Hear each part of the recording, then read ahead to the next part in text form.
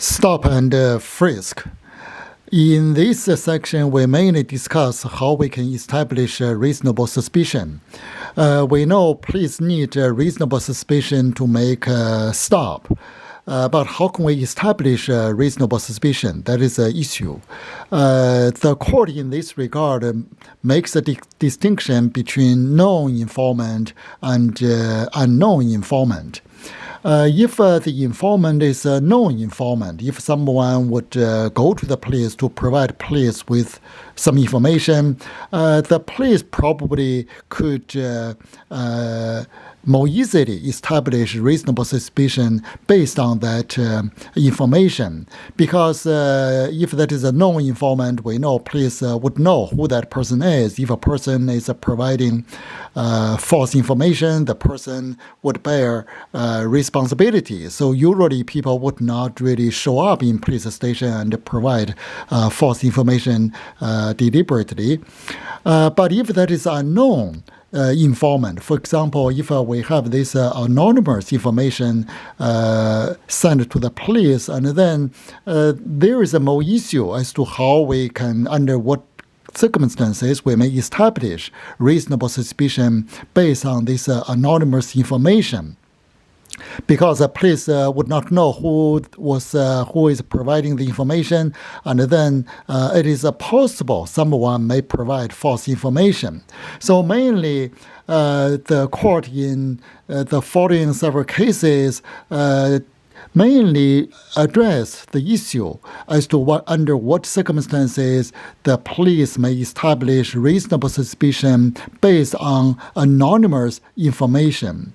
So in this regard, the basic principle is this. The court said to establish reasonable suspicion based on anonymous information, there must be sufficient indicia of reliability.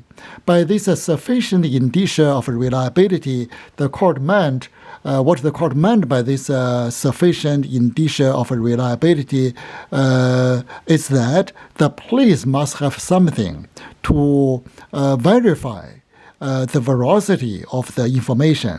It cannot be in this information, in this anonymous information, there's only bare bones information.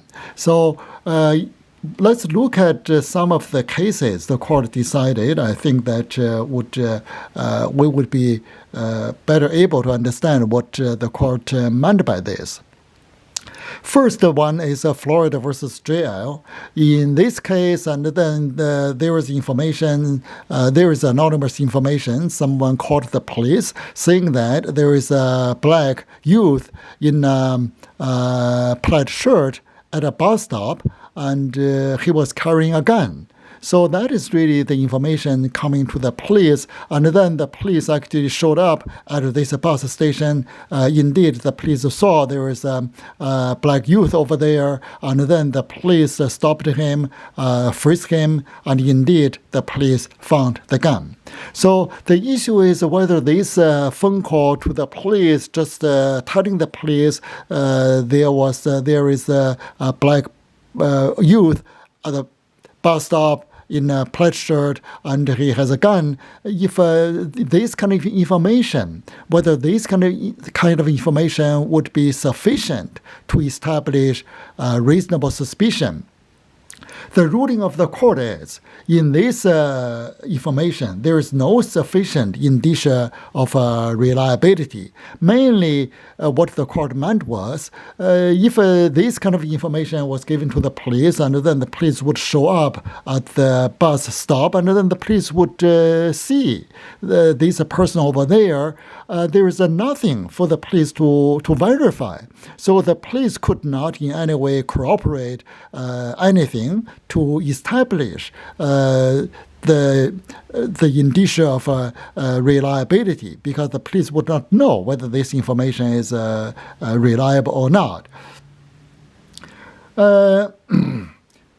So this is what the court actually ruled in this Florida versus JL. To understand this reasoning, and we should look at another case, that is Alabama versus White.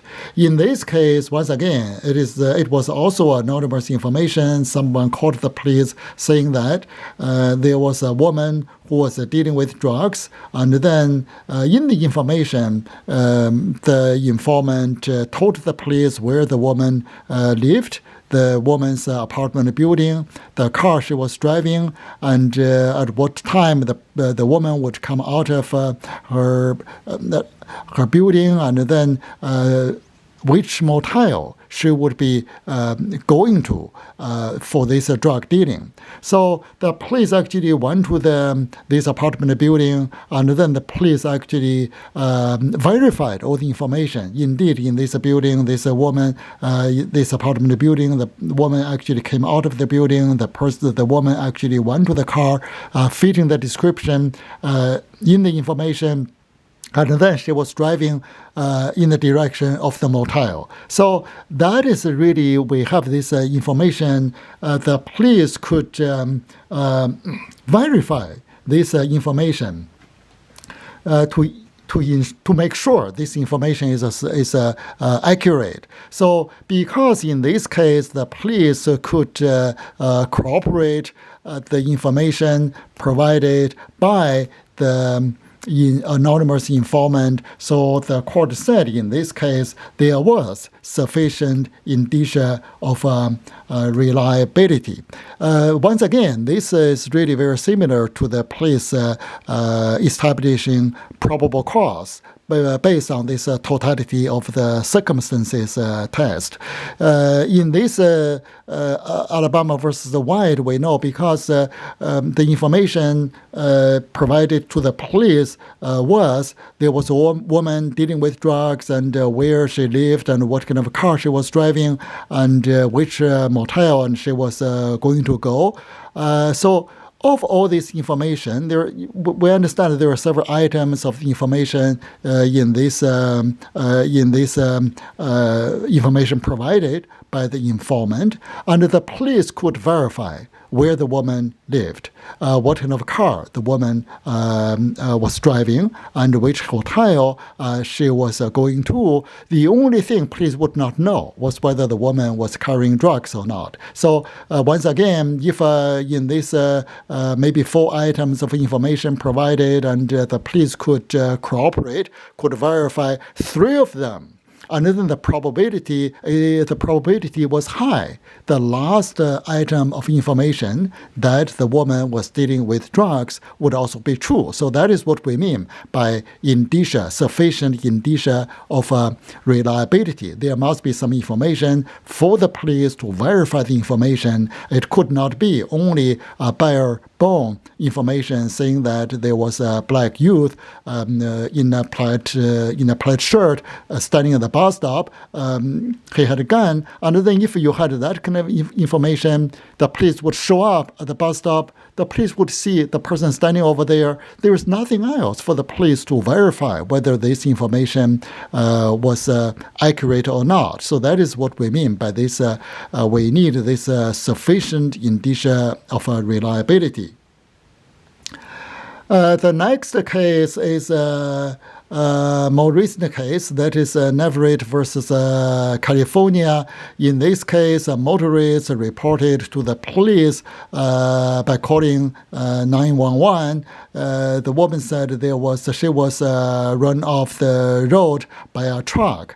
She reported her location, at which location this truck actually ran her off the road, and then she gave the description of the truck and the license plate number of the truck, and so the police actually responded to the call, and the police went to get onto the highway, and the police quickly located the truck. The police followed this truck for a little bit, and then the police stopped the truck. While the police was trying to get the registration and the driver's license from this truck driver, the police actually smelled marijuana. And then, of course, when police smelled marijuana, that would give police probable cause to search the car. So the police searched the car, and the police indeed discovered marijuana. So this, the police, because the police smelled marijuana, and then that gave the police probable cause to search the car. We know this is, once again, is the application of the plain view doctrine. But of course, in this case, it is plain smell doctrine. But nonetheless, the police could invoke this plain view doctrine. We already discussed the basic requirements of plain field and plain view doctrine, plain field doctrine, or plain smell doctrine. That is the same. That is the same thing. But here we know the first requirement for invoking this plain view doctrine is the police are lawfully in a position to observe or to smell the item in question. So the issue in the case was whether police were justified in stopping the truck. So, in other words, whether the police had a reasonable suspicion to stop the truck. If a police did not have a reasonable suspicion to stop the truck, of course, police would not lawfully be in the position to smell the marijuana. So that would call into question whether police could invoke the plain view doctrine or not. So it is very important in the case we resolve the issue whether police had reasonable suspicion to stop the truck or not. In this case, the ruling of the court was there was sufficient indicia of reliability in the information provided by the motorist, by this woman who said she was run off the road by the truck, because the court in this case mentioned this Alabama versus White, and also mentioned this mentioned this Florida versus JL, and then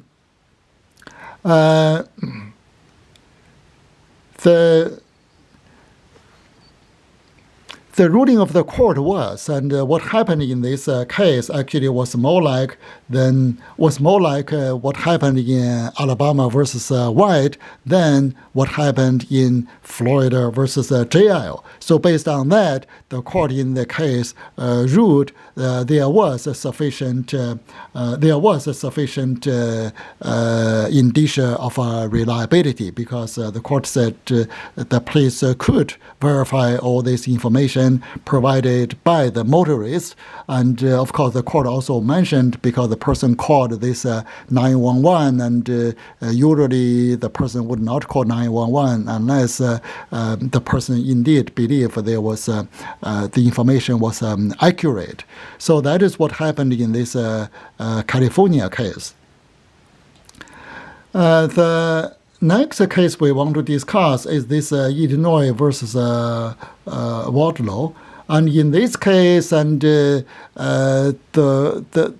defendant, upon seeing the police and turned around and ran, and then the police just suspected the person was not the behavior of running away was suspicious, so the police actually stopped the person. The issue in the case actually was very simple. Whether the issue actually was simply this, whether police could establish reasonable suspicion based on a person's unprovoked flight. The ruling of the court was the police could establish a reasonable suspicion based on a person's unprovoked flight. The reason was this. The court said a person should have the right to go about his own business.